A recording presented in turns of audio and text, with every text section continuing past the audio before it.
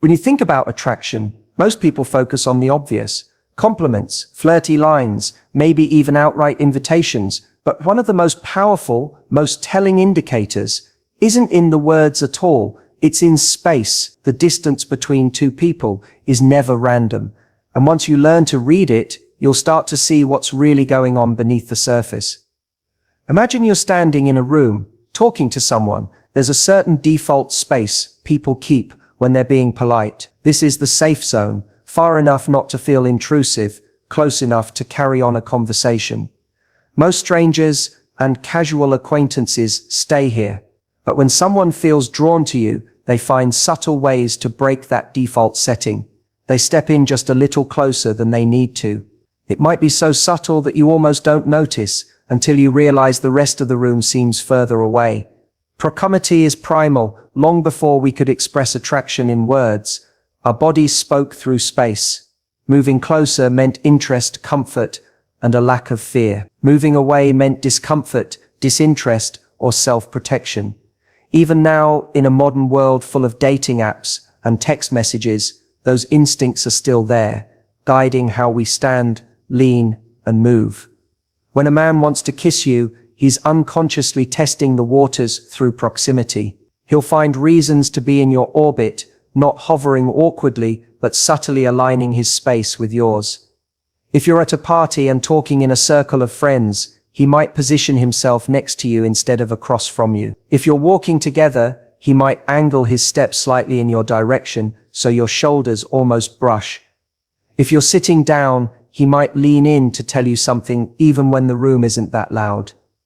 These little movements are like silent invitations. They say, I want to be here, near you, in your energy.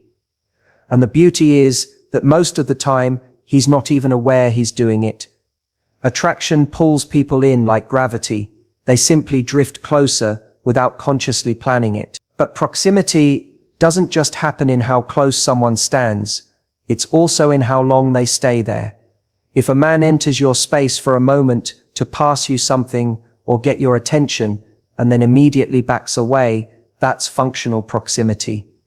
It's just about the task, but if he steps in and lingers, that's intentional. That pause, that extra beat where he doesn't retreat, is often the space where the thought of a kiss begins. It's important to remember that people manage their personal space differently depending on their comfort level. If he's nervous, he might test this gradually, moving in an inch closer, then waiting to see your reaction. If you hold your ground, or better yet, match his movement, you're signaling safety and interest. That's when he'll feel braver about reducing the gap again. Proximity also plays out in body angles. Someone who's disinterested might stand next to you but with their torso turned slightly away, feet pointing toward the door, ready to leave. Someone who's drawn to you aligns their whole frame in your direction, shoulders, hips, knees. It's a way of physically investing in you. If you watch closely, you'll notice that when the attraction is mutual, both people naturally orient toward each other, even in a crowded room. Think about the last time you felt magnetically pulled to someone. You didn't just want to look at them, you wanted to be near them. You probably found yourself leaning in without thinking. That's exactly what's happening here. When a man starts closing the distance, it's his way of saying, I'm here with you, not just talking at you. The fascinating part is that this happens long before a kiss actually occurs. In fact, proximity is often the first step in that direction.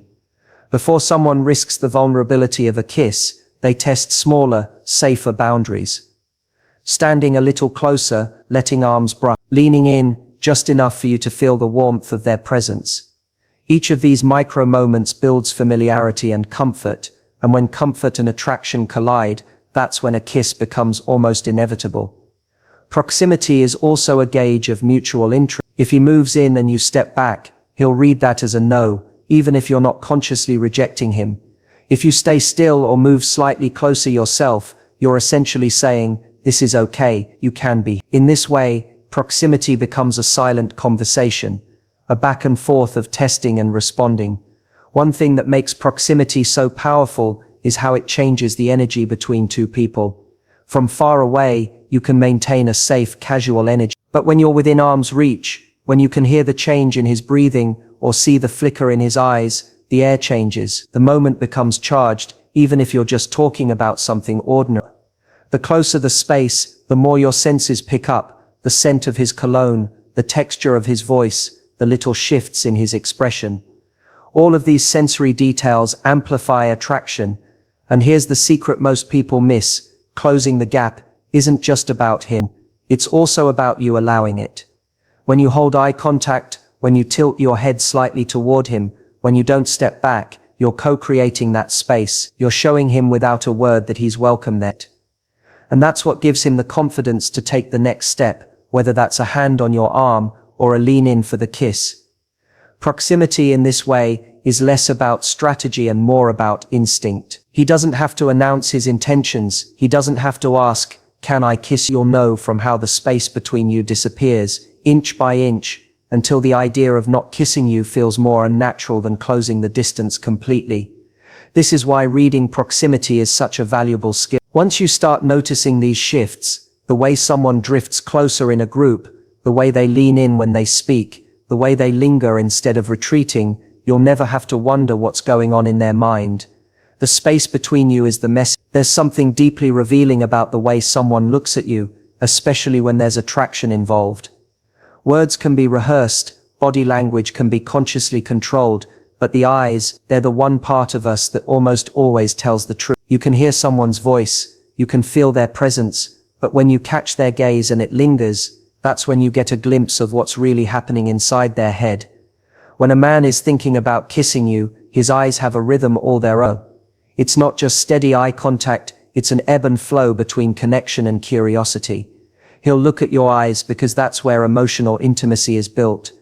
But then almost involuntarily, his gaze will dip down toward your lip. That downward glance is a giveaway. It's his brain running the simulation before the action. It's subtle and quick, sometimes just a fraction of a second, but it's there, and once you notice it, you can't unsee. You might also notice that when he's truly interested, his eye contact feels different. With casual conversation, people's eyes wander around the room. They glance at their phone, they look at the table, they glance over your shoulder, but when the moment is charged, the rest of the world fades. His eyes stay on you as if he's tuning everything else out. There's an intensity in that focus that you can feel. It's not about staring to intimidate, it's about locking into you as though the conversation has become its own private world. This kind of gaze creates a loop of attraction. You look back, and something in you responds to being seen like that. Your body language softens, your tone changes, and without either of you saying it out loud, there's now a mutual acknowledgement. Something is happening here. The eyes set the stage for the kiss, before a single move is made. It's also worth noticing the timing. If he holds your gaze for just a beat longer than necessary after you finish speaking, that's not accidental. That extra second is where most people feel the rush of anticipation. It's like he's silently asking, "Do you feel this too?" before he even considers leaning in. Those pauses, those stretches of silence where the only communication is in the eyes, can be more electrifying than anything verbal. Sometimes the eyes tell their story through expression. You might catch a half smile forming as he's looking at you, or a slight narrowing of the eyes, as if he's trying to memorize the moment. In high attraction situations, pupils dilate, another involuntary sign that someone is fully engaged. He doesn't choose this. His body is simply responding to the pull he feels toward you. If you've ever had someone look at you and you felt a little dizzy or short of breath, it's because eye contact has that much power over our nervous system. There's also the way he reacts when you look back at him. If he's just being polite, he might break eye contact quickly and shift to a neutral subject. But if he's attracted to you, there's usually a flicker of nervous excitement, maybe a small inhale, a slight lean forward, or a softening in his posture. He's reading you as much as you're reading him, trying to decide if the green light is there. That's why your response matters so much. When you return his gaze with warmth, you're signaling safety. When you glance away shyly but smile, you're adding a playful layer of mystery that often draws him in further. Eye contact also bridges the gap between public and private space. In a group setting, you can tell who he's truly focused on by where his gaze returns when there are multiple people talking. Even if someone else has the floor, he might glance back at you to see your reaction, as if you're sharing an inside joke no one else is aware of. That's intimacy in plain sight. These little shared glances are like rehearsal moments for the kiss, small, safe ways to deepen the connection without yet breaking the social rules of the environment. And here's where it gets even more fascinating. When someone is on the verge of kissing you, their gaze often changes in speed. At first, it might dart between your eyes and lips more quickly as excitement builds. Then right before they lean in, it tends to slow down. It's as though they're taking a mental snapshot of you in that moment, wanting to remember exactly how you looked right before everything shifted. That slowdown is a beautiful tell, the breath before the leap. Even in situations where the kiss doesn't happen yet, the eyes can plant the seed for it to happen later. If you part ways after a conversation full of lingering gazes, the tension stays alive in his mind. It becomes a loop he replays, the way you looked at him, the almost there moment. That's why eye contact isn't just about reading his intentions, it's also about creating anticipation in him. To invite a kiss without saying a word, your eyes can do just as much work as his. When you hold his gaze for that extra heartbeat, when you let your eyes flicker to his lips and back up to his eyes, you're not just being coy, you're sending a silent but unmistakable message. If you tried, I wouldn't stop you, and that's often all someone needs to close the distance. Attraction is a conversation without words. And the eyes are one of its most fluent languages. They reveal curiosity, they hold attention, they break down walls, they move between your face and your lips, narrating a story neither of you has said out loud yet. If you learn to notice those shifts, the way his gaze lingers, the glances that drop and return, the pause that feels like it could last forever, you'll never have to wonder whether he's thinking about kissing you. You'll see it plain as day in the way he looks at you. There's a rhythm to every interaction, a pace at which two people move together through conversation, laughter, and shared moments. Most of the time that rhythm is light and quick, especially early on. Jokes are traded back and forth, questions are asked and answered, and there's a lively flow that keeps things easy. But something changes when attraction deepens, and the possibility of a kiss enters the picture. The pace slows. It's as if the moment itself wants to stretch out, to give both of you more time to feel what's happening. When a man is thinking about kissing you, he often starts to create pockets of stillness in the conversation. Instead of rushing through his sentences or filling every silence with words, he lets the pauses breathe. It's subtle, a slower smile, a delayed reply, a moment where he just looks at you before continuing. This slowing down is a signal. It's his way of anchoring himself in the moment, of savoring it, instead of letting it slip by too quickly. The change in pace also shifts the energy. When things slow down, there's more room for subtext, for the unsaid to speak. In a fast-paced exchange, you barely have time to register his tone of voice or the way his eyes soften, but when the rhythm eases, those details become the main event. You notice the warmth in his gaze, the slight change in his breathing, the way his shoulders relax as if he's settling into being there with you. All of these things add to the quiet build-up that precedes a kiss. You can feel it in the way he listens too. In casual conversation, people tend to respond quickly, eager to keep the flow going. But when he's slowing the moment, he's not just waiting for his turn to speak. He's actually absorbing you. He might lean in, resting a little longer in your space. He might nod softly, not because he needs to, but because it's his way of encouraging you to keep talking. The attention feels different, heavier, more present. It's like the rest of the world is on mute for him. Another way this slowing shows up is in physical stillness. Instead of fidgeting, checking his phone, or glancing around, he becomes more grounded. His movements are deliberate. He might rest his arm casually nearby, or place his hand on the back of the chair, keeping himself anchored close to you. This physical steadiness mirrors the emotional steadiness he's trying to create. By slowing down and holding the moment, he's making it easier for the kiss to happen naturally. There's also a softness that comes with it. A loud laugh becomes a quieter chuckle. A rapid-fire question becomes a slower, more thoughtful one.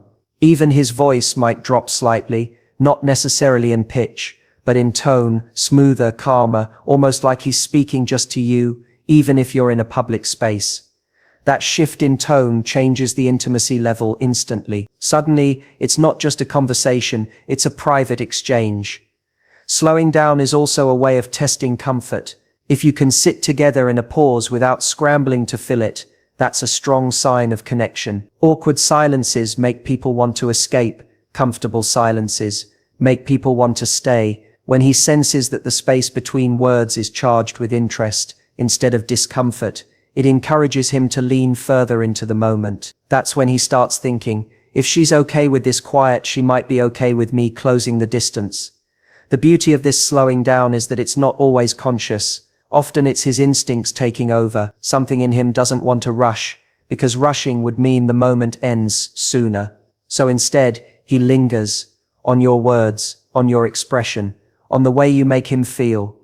He might draw out a story, take longer to respond to a joke, or let his eyes rest on you between sentences. It's all part of stretching the moment so that the kiss, when it comes, feels like the natural next beat.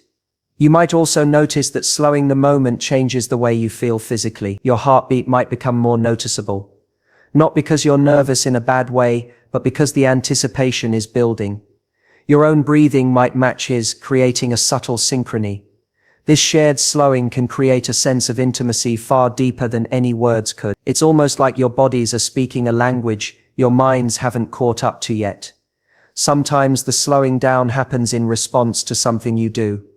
Maybe you lean in a little closer, and he mirrors that by lowering his voice and speaking more slowly. Maybe you hold his gaze a fraction longer than usual, and he responds by letting the pause stretch. These are micro adjustments, but they carry weight. They're little moments of agreement that say, without either of you declaring it, we're both here, we're both feeling this. In a fast-paced environment, slowing down is even more telling. If you're at a busy cafe, surrounded by noise and movement, but you find yourselves in a little bubble where time seems to bend, that's a clear sign the connection is strong. The kiss may not happen right then, but the groundwork is being laid. By changing the rhythm, he's creating a space where it could happen effortlessly. This change in tempo also serves a psychological purpose. Quick interactions keep things surface level, slow ones invite depth. When he slows down, he's opening the door for you to respond in kind. If you match his pace, letting your voice soften, your movements steady, your gaze linger, you're sending back the same signal. You're telling him the moment is worth staying in. And in the language of attraction, that's often the green light he's been waiting for. Slowing the moment before a kiss is about more than just hesitation. It's about savoring. It's about recognizing that these few seconds of build-up are as electric as the kiss itself. The deliberate pacing makes the eventual move feel earned, inevitable, and deeply connected. By the time the kiss actually happens, it's not a surprise, it's the perfect continuation of a moment you both slowed down to enjoy. When two people are drawn to each other, their bodies often start speaking the same language without them even trying. It's one of the most subtle yet powerful indicators of attraction, mirroring. This isn't about someone consciously deciding to copy your every move. It's a subconscious alignment that happens when two people feel connected. His posture, his gestures, even his breathing can begin to match yours, creating a quiet sense of harmony between you. If you lean forward slightly while telling a story and he does the same without missing a beat, that's mirroring. If you rest your elbow on the table and he casually shifts into a similar position, that's mirroring. It's not exact mimicry, it's more like his body is syncing to yours in a way that feels natural. This isn't a trick or a strategy, it's instinctive.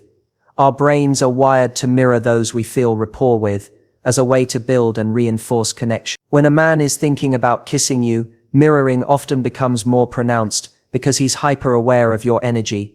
He's tuned into you, reading every small shift in your posture and responding in kind. This creates a rhythm between you that feels almost like a dance. One of you moves, the other follows, then the pattern reverses. The closer the rhythm, the more it feels like you're in your own little world together.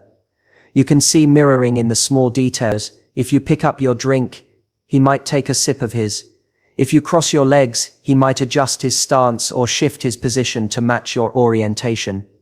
Even something as subtle as the tilt of your head can be reflected back to you. These gestures might seem insignificant on their own, but when they happen repeatedly, they send a clear message. He's attuned to you. This alignment also creates comfort. When someone mirrors you, it signals I'm with you on a deeper level. It tells your subconscious that you're understood, that the other person is in sync with your mood and pace. That comfort is exactly what paves the way for more intimate moments like a kiss. You're far more likely to let someone into your personal space when your body already feels they're moving with you, not against you. Mirroring can also bridge physical gaps without feeling force. If you shift slightly closer, he might do the same, matching your movement in a way that reduces the distance between you without it feeling abrupt. It's a gradual progression, each mirrored action drawing you both into closer proximity, each movement building on the last, until the closeness feels entirely natural. Sometimes mirroring happens in the emotional sense too. If you lower your voice, he might instinctively match your volume. If you laugh softly, his laugh might come out the same way. If you slow your speech, his rhythm might slow down to match yours.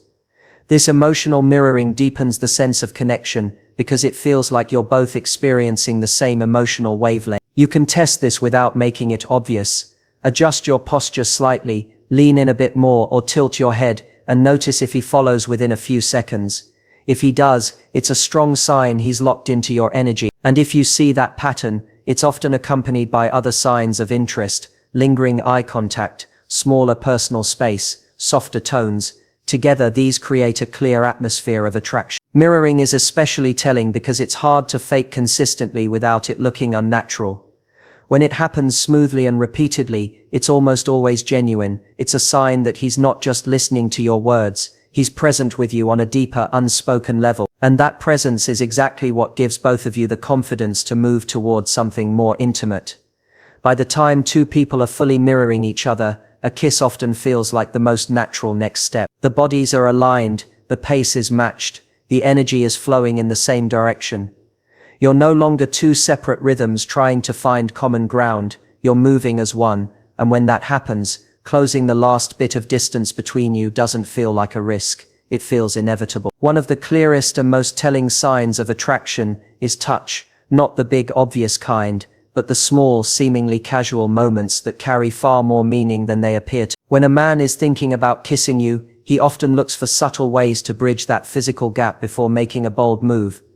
These are the touches that don't scream for attention but still leave a spark in their wake. It might be the light brush of his hand against yours when he's handing you something. It could be the way his fingers graze your arm when he's making a point in conversation. Sometimes it's playful, a gentle nudge with his shoulder after a joke, a quick tap on your hand to emphasize something he's saying. Other times it's softer and slower, like removing a strand of hair from your face, or letting his hand linger just a second longer than necessary when you pass something between you. These touches matter because they test the water. Physical contact is a way of asking a silent question. Is this okay? Do you feel this too? If you don't pull away or you respond by touching him back, you're giving an unspoken answer. And the more these micro moments happen, the more comfortable and natural physical closeness becomes, making the idea of a kiss feel like the next logical step rather than a sudden leap. Often these touches are strategically placed in safe areas, the arm, the hand, the shoulder, places where casual contact is socially acceptable. But when attraction is present, even these safe touches carry a different weight. They feel warmer, more deliberate, more intentional. You can tell by the timing, the pause before the touch ends, the gentleness in the pressure, the slight lean toward you that accompanies it. Touch also works alongside other signals. If he pairs a light touch with lingering eye contact, you know he's not just being friendly. If his touch happens when the conversation slows or the space between you narrows, it's part of a larger build-up. These moments stack on top of each other until there's enough momentum for something more. The beauty of subtle touch is that it creates intimacy without rush. It eases both people into a shared comfort zone.